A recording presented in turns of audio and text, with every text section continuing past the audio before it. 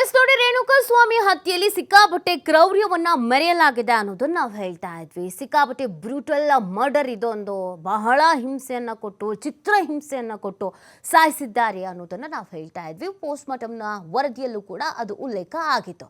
ಯಾವ್ಯಾವ ತರ ಕ್ರೌರ್ಯವನ್ನ ಮೆರೆಯಲಾಗಿದೆ, ಯಾವ್ಯಾವ ಸಂದರ್ಭದಲ್ಲಿ ಯಾರ್ಯಾರು ಹೆಂಗ್ ಬಲವಾಗಿ ಹೊಡೆದಿದ್ದಾರೆ, ಯಾವ ಕಾರಣಕ್ಕೆ ಹೊಡೆದಿದ್ದಾರೆ, ಯಾವ ವಿಚಾರದಿಂದ ಪ್ರಚೋದನೆಗೆ ಒಳಗಾಗಿದ್ದಾರೆ ಅನ್ನೋದನ್ನ ಕೂಡ ಚಾರ್ಜ್ ಶೀಟ್ ನಲ್ಲಿ ಉಲ್ಲೇಖ ಮಾಡಲಾಗಿದೆ.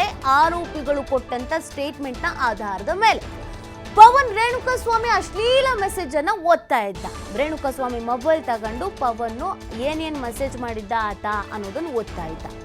ಅದನ್ನ ಕೇಳಿ ದರ್ಶನ್ ಮನ್ಸೋ ಇಚ್ಛೆ ಹಲ್ಲೆ ಮಾಡ್ತಾ ಇದ್ದ. ನೋಡಿ ಅಣ್ಣ, ಹಿಂಗ್ ಮಾಡಿದಾನೆ, ಹಿಂಗೆ ಮೆಸೇಜ್ ಮಾಡಿದ್ದಾನೆ ಅನ್ಕೋ, ಹಿಂಗ್ ಮಾಡ್ತೀಯಾ, ಹೌದಾ, ಈ ತರ ಕಳಿಸ್ತೀಯಾ ಅಂತ ಕೊಟ್ಟಿರೋದು.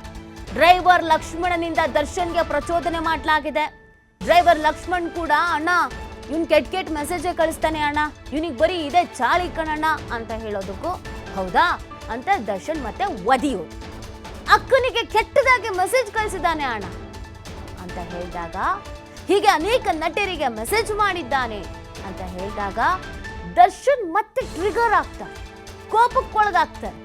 ಹೌದಾ, ಮಾಡ್ತೀಯೇನೋ, ಮೆಸೇಜ್ ಮಾಡ್ತೀಯಾ ಅಂತ ಮತ್ತೆ ಒದ್ದಿರೋದು, ಹೊಡೆದಿರೋದು, ತಲೆಗೆ, ಕೈಗೆ, ಹೊಟ್ಟೆಗೆ, ಎಲ್ಲ ಕಡೆ.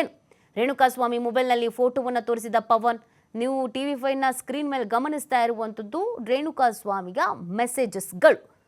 ಇನ್ಸ್ಟಾಗ್ರಾಮ್ನಲ್ಲಿ ಯಾರ್ಯಾರಿಗೆ ಏನೇನು ಮೆಸೇಜ್ ಮಾಡಿದ್ದಾರೆ ಅನ್ನೋದ್ರ ಬಗ್ಗೆಯೂ ಕೂಡ ಉಲ್ಲೇಖ ಮಾಡಲಾಗ್ತಾ ಇದೆ. ಇದು ಪವಿತ್ರ ಗೌಡನ ಪೋಸ್ಟರ್ಸ್ಗಳಿಗೆ ಮೆಸೇಜ್ ಮಾಡೋದ್ರ ಮುಖಾಂತರವಾಗಿ ಈ ಥರ ಮೆಸೇಜ್ ಮಾಡಿರೋದು ನೀವು ಗಮನಿಸ್ತಾ ಇರಬಹುದು. ಈ ಮೆಸೇಜ್ ಇದೆಯಲ್ಲ, ಈ ಮೆಸೇಜಿಂದ ಒಂದು ಜೀವ ಹೋಗಿರೋದು. ಯಾವುದೋ ಕಂಡರ ಅಕೌಂಟಿಗೆ ಹೋಗಿ ಬಾಯಿಗೆ ಬಂದಂಗೆ ಕೆಟ್ಟದಾಗೆ ಇನ್ನೊಂದೇನೋ ಮತ್ತೊಂದೇನೋ ಮೆಸೇಜ್ ಮಾಡೋ ಚಾಳಿ ಸಿಕ್ಕಾಪಟ್ಟೆ ಜನಕ್ಕಿದೆ. ಈ ರೇಣುಕಾಸ್ವಾಮಿಗೂ ಈ ಹುಚ್ಚಿತ್ತು, ಮೆಸೇಜ್ ಮಾಡೋದು. ಮನೇಲಿ ಹೆಂಡತಿ ಇದ್ದಾಳೆ, ಪ್ರೆಗ್ನೆಂಟು, ಆ ಕಾಮನ್ ಸೆನ್ಸ್ ಈತನಿಗಿಲ್ಲ. ಇರಬರ ಹೆಂಗಸರಿಗೆಲ್ಲ ಮೆಸೇಜ್ ಮಾಡ್ಕೊಂಡು ಕೂತಿದ್ದ ಈ ರೇಣುಕಾಸ್ವಾಮಿ. ಏನು ವಯಸ್ಸು, ಈತನ ದೇಹ ಏನಿತ್ತು, ಮನೆ ಕಡೆ ಬಡತನ ಹೆಂಗಾಗಿತ್ತು, ಅಪ್ಪ ಅಮ್ಮ ವಯಸ್ಸಾದವ್ರು ಇದ್ರು, ಇದ್ಯಾವುದು ಇವನಿಗಿಲ್ಲ. ಪುಕ್ಷಟೆ ಅಲ್ಲಿ ಮೆಡಿಕಲಲ್ಲಿ ಕುತ್ಕೊಂಡಿರ್ತಿದ್ದ ಅಂತ ಕಾಣುತ್ತೆ. ಕೆಲಸ ಏನು ಜಾಸ್ತಿ ಇರಲಿಲ್ವೇನೋ, ಯಾರ್ಯಾರಿದ್ದಾರೋ ಅವರಿಗೆಲ್ಲ ಮೆಸೇಜ್ ಮಾಡೋದು. ನಟಿಯರಿಗೆ ಕೆಲವೊಬ್ಬರು ಅಶ್ಲೀಲವಾಗಿ ಮೆಸೇಜ್ ಮಾಡ್ತಾ ಇರ್ತಾರೆ. ಅದು ಏನು ಅಂದ್ಕೊಂಡಿರ್ತಾರೋ ಏನೋ ಗೊತ್ತಿಲ್ಲ. ಯಾರು ಒಬ್ಬರು ಸರಿಯಾಗಿ ಕಂಪ್ಲೇಂಟ್ ಕೊಟ್ಟು ಇವ್ರನ್ನೆಲ್ಲ ಒಳಗೆ ಹಾಕಿದ್ರೆ ಇಂಥವ್ರು 1000 ಜನ ಜೈಲಲ್ಲಿ ಹೋಗಿ ಕುತ್ಕೊತಾರೆ. ಕೈಯಲ್ಲಿ ಮೊಬೈಲ್ ಇತ್ತು ಅಂತ ಅಂದ್ಬಿಟ್ಟು ಏನೇನು ಬೇಕೋ ಮನಸ್ಸು ಇಚ್ಛೆ, ವಾವು, ಸೂಪರು, ಬ್ಯೂಟಿ, ಹಾಟು, ಇನ್ನೊಂದು ಮತ್ತೊಂದು ಮೆಸೇಜ್ ಮಾಡೋದು. ನೋಡಿ, ದರ್ಶನ್ ಈ ಎಲ್ಲ ಮೆಸೇಜನ್ನ ಕೇಳಿಸ್ಕೊಳ್ತಾರಂತೆ. ಅದಾದಮೇಲೆ ಹೆಂಗೆ ಬೇಕೋ ಹಂಗಂಗೆ ಹಲ್ಲೆ ಮಾಡಿದ್ದಾರೆ. ಪ್ರತಿಯೊಂದು ಕ್ರೌರ್ಯದ ಕಹಾನಿ ಚಾರ್ಜ್ ಶೀಟ್ನಲ್ಲಿ ಉಲ್ಲೇಖ ಆಗಿದೆ. ಹೇಗೆ ಹೊಡೆದ್ವಿ, ಏನೇನು ಮಾಡಿದ್ವಿ ಅನ್ನೋದ್ರ ಬಗ್ಗೆ ಉಲ್ಲೇಖಿಸಿದ್ದಾರೆ. ರೇಣುಕಾಸ್ವಾಮಿ ಮಾಡಿದ್ದು ನಿಜವಾಗ್ಲೂ ತಪ್ಪು, ಅದು ಅತಿ ದೊಡ್ಡ ತಪ್ಪು, ತಪ್ಪು ತಪ್ಪು ತಪ್ಪು.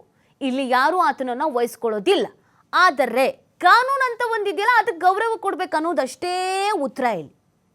ಹೌದು, ಇಲ್ಲಿ ಸಿಕ್ಕಾಪಟ್ಟೆ ಜನ ಹೀರೋಯಿನ್ಸ್ಗೆ, ನಟಿಯರಿಗೆ, ಮಹಿಳೆಯರಿಗೆ ರೇಣುಕಾಸ್ವಾಮಿ ಮೆಸೇಜ್ ಮಾಡಿದ್ದಾನೆ ಅನ್ನೋದು ದರ್ಶನಿಗೆ ಗೊತ್ತಾಯ್ತು. ಆ ಎಲ್ಲ ಹೆಂಗಸರು, ಆ ಎಲ್ಲ ಹೀರೋಯಿನ್ಸು ಹಿಂಗೆ ಅವ್ರವ್ರ ಅಣ್ಣಂದ್ರನ್ನ, ಗಂಡಂದ್ರನ್ನ, ಲಿವಿಂಗ್ ರಿಲೇಷನ್ಶಿಪ್ನಲ್ಲಿ ಇದ್ದವ್ರನ್ನ ಕರ್ಕೊಂಡು ಬಂದು ಕೊಲೆ ಮಾಡಿಸಿದ್ರಾ, ಹೊಡ್ಸಿದ್ರಾ? ಅವ್ರು ಯಾಕೆ ಬಾಯಿ ಮುಚ್ಕೊಂಡಿದ್ರು? ಅವ್ರು ಯಾಕೆ ಡಿಲೀಟ್ ಮಾಡಿರ್ತಾರೆ? ಅವ್ರು ಯಾಕೆ ಬ್ಲಾಕ್ ಮಾಡಿರ್ತಾರೆ? ಅವ್ರು ಯಾಕೆ ಈ ರೇಣುಕಾಸ್ವಾಮಿಯನ್ನ ಪ್ರೊಫೈಲ್ನಿಂದ ಕಿತ್ತು ಬಿಸಾಕಿರ್ತಾರೆ? ಯಾಕಂದರೆ ಇದೆಲ್ಲ ಸೆನ್ಸಿಬಲ್ ವಿಚಾರ. ಅದರ ಜೊತೆಗೆ ಕಾನೂನು ಅನ್ನೋದೊಂದು ಇದೆ, ನಮಗೆ ಯಾಕೆ ಬೇಕು ಅಂತ. ತುಂಬ ಜನಕ್ಕೆ ಪ್ರಶ್ನೆ ಮಾಡ್ತಿರೋದು, ನಿಮ್ಮ ಹೆಂಡತಿಗೆ, ನಿಮ್ಮ ಅಕ್ಕಂಗೆ, ನಿಮ್ಮ ತಂಗಿಗೆ ಮೆಸೇಜ್ ಮಾಡಿದ್ರೆ ಬಿಟ್ಬಿಡ್ತೀರಾ ಅಂತ.